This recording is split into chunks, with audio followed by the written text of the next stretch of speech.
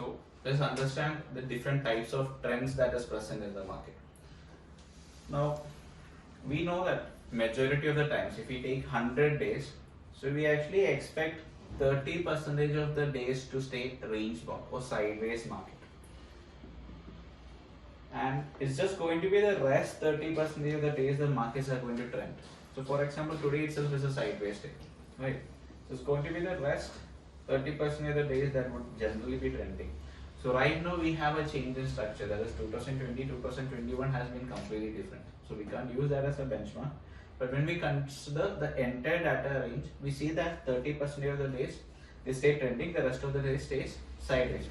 Now let's first of all understand like what do you actually refer to as a trending market. So a trending market or a trending day is nothing else but a phase of time and the markets have a clear-cut direction. So if it is picking up, it kind of continues picking up. If it is falling down, it keeps on continuously falling down. Okay. Now, so this is a scenario of an upside market or a bullish market condition, and this is a scenario of a bearish market condition or a downside market. Now, if you ask me like how could I define something as a clear cut or a clear trending market condition, I would actually say that a phase of time when the market first forms a high, then forms a low. First forms a high, then forms a low. Again it forms a high, again it forms a low. Again it forms a high, again it forms a low. And the process keeps on repeating where one high is getting formed, again a low is getting formed. So consecutive highs and consecutive lows are getting formed is what we refer to as a trending market condition. Okay, upside trending market condition. So the high that gets formed over here would actually be higher compared to the previous high, and the low that gets formed over here would be higher compared to the previous low. So in simple words, we would generally say that a typical uptrend is nothing else but a combination of higher highs and higher lows. So highs are getting formed, lows are getting formed. The highs that are getting formed are higher compared to the previous high, and the lows that are getting formed are higher compared to the previous low. And the trend actually keeps on continuing. So this is what we generally refer to as a typical uptrend. If you ask me like how to predict this, so it is kind of actually not so easy to predict it or something like that. All we could say, okay, we are in some sort of a bullish trend, so the sentiment is actually bullish by having a look at these charts. Or we couldn't say, okay, so first candle itself I can't say, okay, this is going to be a bullish trend. Nothing can be said. But looking at this chart, we get a sentiment of how the markets are performing. So this is a typical uptrend. Now I'll just quickly mention to you what a typical downtrend is. So a typical downtrend is nothing else but one where we actually see that first a low gets formed, again a high gets formed, again a low, again a high, and the process keeps on being repeated. It's going to be a combination of lows and highs, and the lows that get formed would be lower compared to the previous low. So this low is lower compared to the previous low, and this low is lower compared to the previous low. Now talking about this particular high, so this high is actually lower compared to the previous high, or I can call this as a lower high. Now this high is lower compared to the previous high, I can call it as a lower high. So a typical downtrend is one where we see a combination of lower lows and lower highs actually taking place. Okay, now how do we measure the intensity of these or how do we actually measure the intensity of these trends? Okay, I'll just ask you a quick question.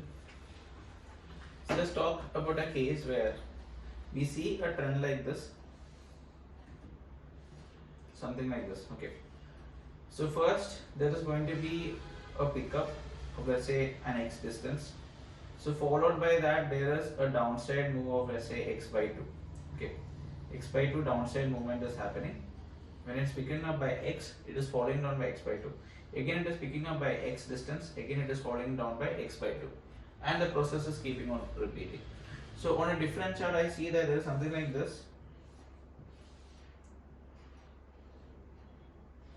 Okay, so this is also a clear uptrend. So here if a distance of x is like if the price is increasing by x distance, okay, so it is falling down by just like x by 3. Again it is picking up by x distance, it is falling down by x by 3. So which one do you think could be a stronger trend, this or this? The second case will be much more stronger. Why? Because whenever the price is picking up by x, the drop is actually happening just by x by 3. So all these things we can actually just interpret by having a look at the charts. Now talking about intraday trading, like these trends won't be kind of so significant or so clear. It won't be so visibly evident from the charts. But I could say that if you have a look at the 5 minutes time frame, so having a look at the 5 minutes time frame, you would actually be capable of spotting, okay, what are the markets trying to convey to us. Okay, we get to know what are the markets trying to convey to us by having a look at the chart.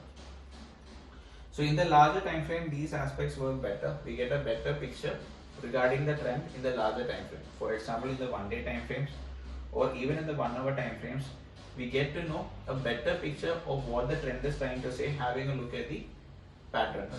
Okay, the higher low formation. There's nothing else significant or depicting us that a clear uptrend is occurring. Now, I talked about a case of a sideways market, okay, or a range bound phase, where the price is actually picking up, then again it's falling down, again it's picking up, again it's falling down, and so on. So whenever there is a pickup of x distance, it is dropping down by x, again it is picking up by x, again falling down. Means the price is actually not really moving anywhere. It is just picking up, it is dropping down. Again it is picking up, again it is dropping down. It is telling me that yeah, the price is kind of staying pretty much confined.